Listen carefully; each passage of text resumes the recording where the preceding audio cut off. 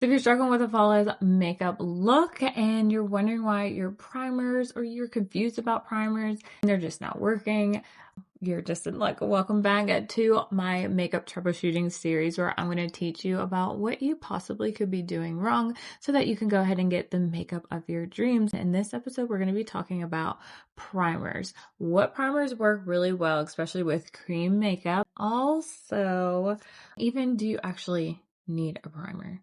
Let's go ahead and get into it. So there are so many primers out on the market today. It's very confusing to know which ones actually work. When we're dealing with our all-in-one custom makeup palette with our cream makeup, you want to make sure that you're using a primer, if you need one, that does not have silicone in it. It's important to realize that silicone-based primers go with silicone-based makeup products like foundation, and then non-silicone primers should be paired with non-silicone makeup or foundation.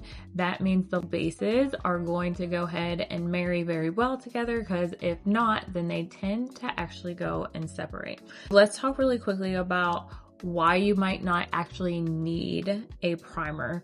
Sometimes a primer is just adding another layer on top of the skin. And if you have too many layers of your skincare product and then adding a primer on top of that, it is just creating a mess. Then your makeup's not going to go on nearly as smooth. There are a lot of times when you probably don't even need a primer at all if you are doing skin prep and you have been really focusing on having healthy skin.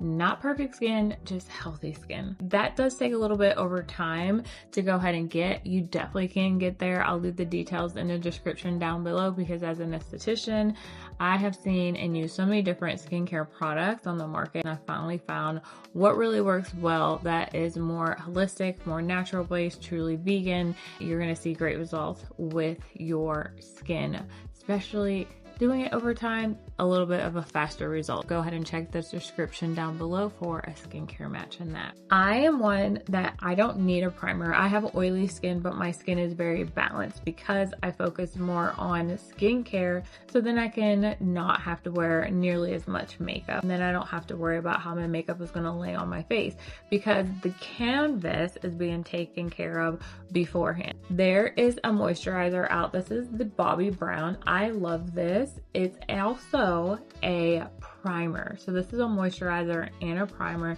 It's very lightweight, and this is an all-in-one. It's the Vitamin Enrich Face Base by Bobbi Brown. I love this.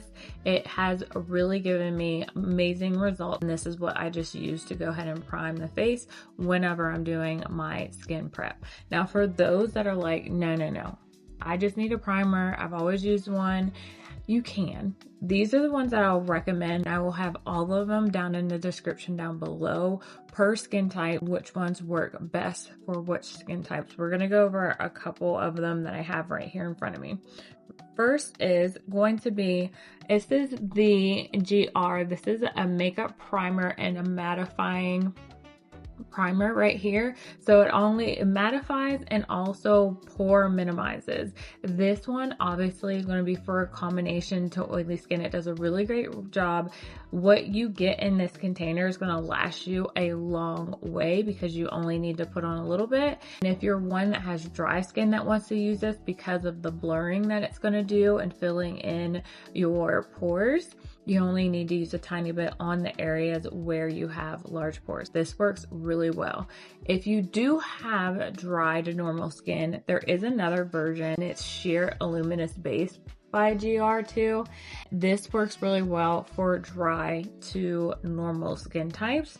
These ones are the ones that I swear by. They work so great with the cream makeup. And these are the two that I would definitely go ahead and recommend, that you're not going to have issues with the way that the makeup is laying on the face or becoming more oily throughout the day. This one does really, really well with that, okay? Either one of these, dry to normal skin, you will go ahead and use the Luminous. And if you're more combination or oily skin, the mattifying is what I'm going to recommend. Now, some of the drugstore ones that are out is the e.l.f. Power Grip. We know it well. There's another one out that has the niacinamide in it. These work great. They're sticky, they're tacky. This is great if you have more of dry skin or normal skin. If you're oily, this is going to probably not do so well for you. However, this formulation is one that does not have silicone in it, so it does work really well with our makeup, with the cream makeup here. If you're using it and you have a combination or oily skin, it's going to give you more of a dewy finish. If you're wanting a dewy finish, then go ahead and use this. Other words, I would only use this one if I was dry to normal skin, because it does exceptionally a lot better at going and giving you the finish that you need and really blending out the makeup really well for that specific skin type. Up next is going to be the One Size Secure the Sweat. This one, along with the Makeup Forever, tends to work very well. Makeup Forever has one. I have it. I just cannot find it in my studio. I would probably pack somewhere. The Makeup Forever and then the One Size Secure the Sweat works exceptionally well if you have oily to combination skin. It does control the oil very well. It does really great with your cream makeup. It is not silicone based, so it does a great job of pairing well with the makeup and giving you longer lasting results throughout the day. However, if you have more of like drier skin, normal skin, I would steer clear of this one and go more towards ones that are made for dry skin, like the Luminous or even the e.l.f. Last but not least is the Wet n Wild. This is the matte. This one does work. The only reason that I'm hesitant to even share it, it does work great for oily combination skin. It's very runny. This is a drugstore one. It does work really great. However, it's really kind of runny. You gotta make sure that you shake it up, and it can be a little bit of a mess. But it does work, and it does work well with the cream makeup. It does not have silicone in it, and it does really pair well. I like to try to just keep it at a minimum of what actually does work and not give like 50 million options out there.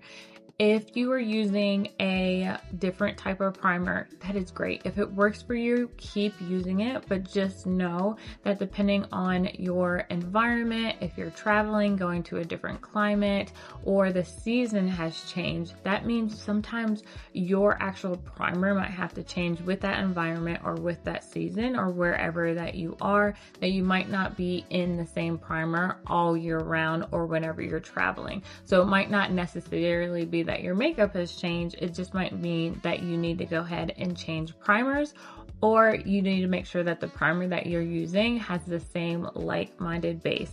Silicone primers with silicone foundation and non-silicone foundations and non-silicone primers, and that is it. Let me know down in the comments down below, what are some of your favorite primers that you are using, what works well with you. If you're using your all-in-one custom makeup palette, I would love to know what you love to pair and what works with what season that you're in when you're using your creams.